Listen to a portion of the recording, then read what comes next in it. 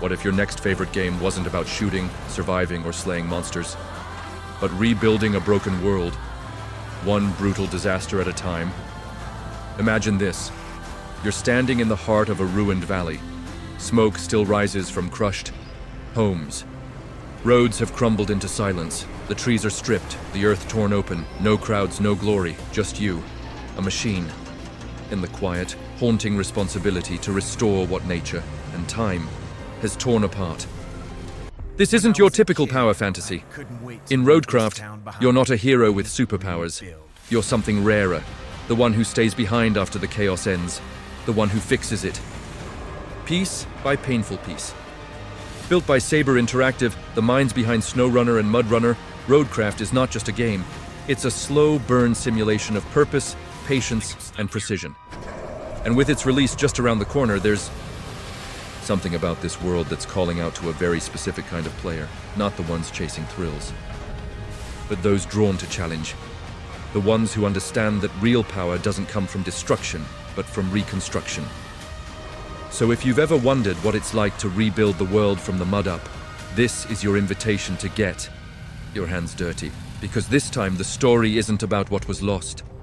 It's about what you're willing to rebuild.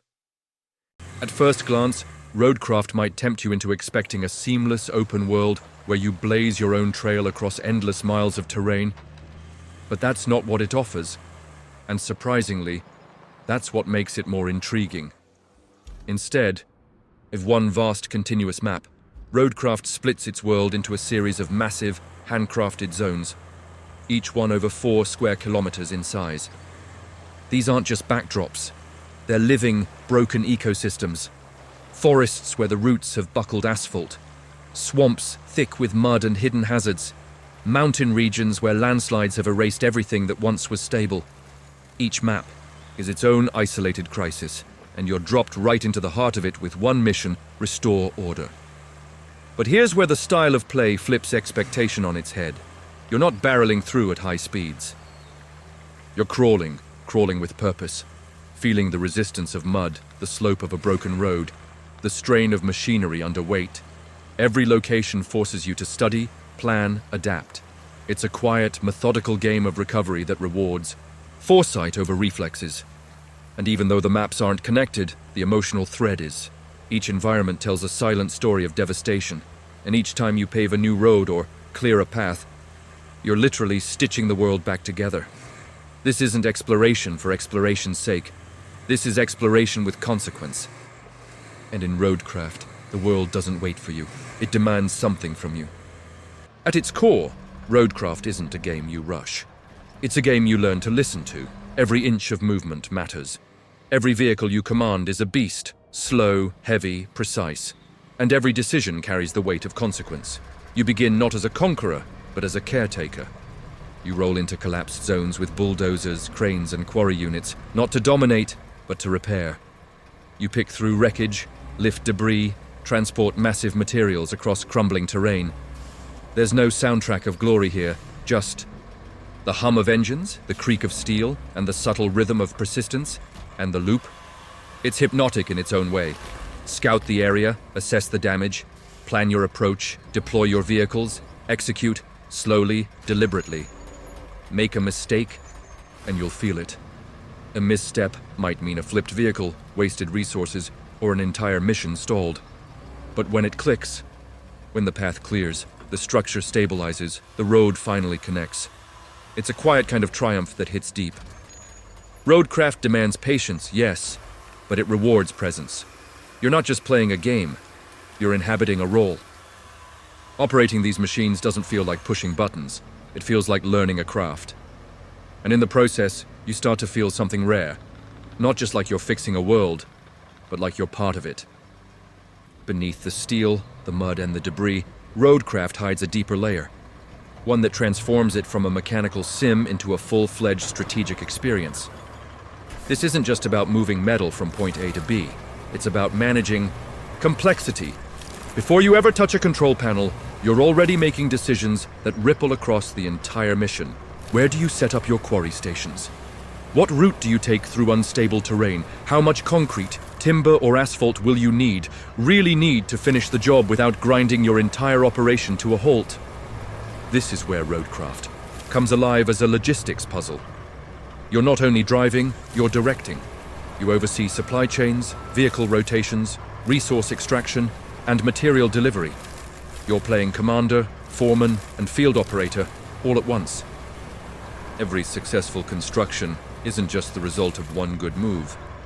It's the outcome of dozens of interconnected decisions made hours before, and the stakes grow. The missions get longer. The complexity increases. You're no longer reacting to the world. You're shaping it. Piece by piece, road by road, you're restoring something that once felt lost. Not by brute force, but by foresight, planning, and flawless execution. Because in RoadCraft, power isn't about speed. It's about control and the quiet, patient authority of someone who knows exactly what needs to be done and how to make it happen. Progress in RoadCraft isn't flashy, but it feels earned.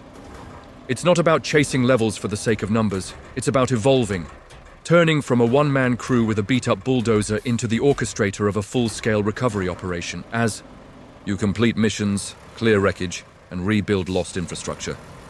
You'll earn XP and in-game currency. But here's where it gets interesting. Every upgrade, every purchase is a strategic choice. Do you invest in a brand new crane with expanded reach? Or do you upgrade your current vehicle to handle heavier loads and harsher terrain? Do you unlock a high-risk, high-reward contract? Or stick to smaller gigs to build a steady flow of income? The progression system is deeply tied to your playstyle. Aggressive planners might focus on expanding their fleet, automating supply chains, or unlocking the multi-phase missions. Methodical players might double down on efficiency, fine-tuning their machines, and maximizing every resource. Over time, the way you approach each mission begins to reflect you. Your fleet becomes personal. Your routines sharpen. You no longer just play the game, you command it. And that moment when a once impossible mission feels routine, that's not just skill, that's growth. In RoadCraft, leveling up doesn't just make the game easier, it makes you better. RoadCraft may present itself as a solitary, meditative experience, but it doesn't have to be. If going it alone isn't your style, the game offers full multiplayer co-op support, letting up to 4 players team up to tackle massive restoration projects. And this isn't just tacked-on chaos, this is coordinated effort. One player scouts, another handles the crane, while the others manage supply chains and heavy transport. Suddenly, your quiet reconstruction becomes a symphony of moving parts, where success depends on communication, teamwork, and trust. But that's only the beginning. While RoadCraft won't launch with mod support, Saber Interactive has confirmed it's coming post-release. That means custom maps, new vehicles, maybe even entirely fan-made missions, breathing new life into the game long after its debut. For a sandbox-style simulator like this, modding isn't just a bonus, it's fuel. For longevity, then there's the feel of the world. Powered by an enhanced version of the Swarm engine, the same one behind SnowRunner, RoadCraft delivers advanced terrain physics that make every rock, puddle, and slope matter. Mud clings to tires. Weight shifts affect traction. And you feel the difference when you're dragging a 10-ton beam uphill. Want more immersion? The game also includes steering wheel support. At launch, it's basic, but it's expanding. Soon, you'll be gripping the wheel, pushing levers, and feeling every vibration as if you're really inside that steel giant. These features aren't just bells and whistles. They're the tools that turn RoadCraft from a simulation into a full-bodied experience, one that can be as personal or as shared as you want it to be. In an industry dominated by chaos, combat, and constant adrenaline, RoadCraft dares to ask something different of you. Can you rebuild what's been destroyed?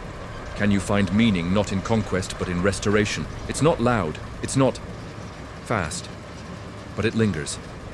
There's something deeply human about the way this game unfolds, one steel beam at a time, one broken road at a time. It's a game that doesn't reward you with fireworks or fanfare, but with impact. Quiet, methodical impact.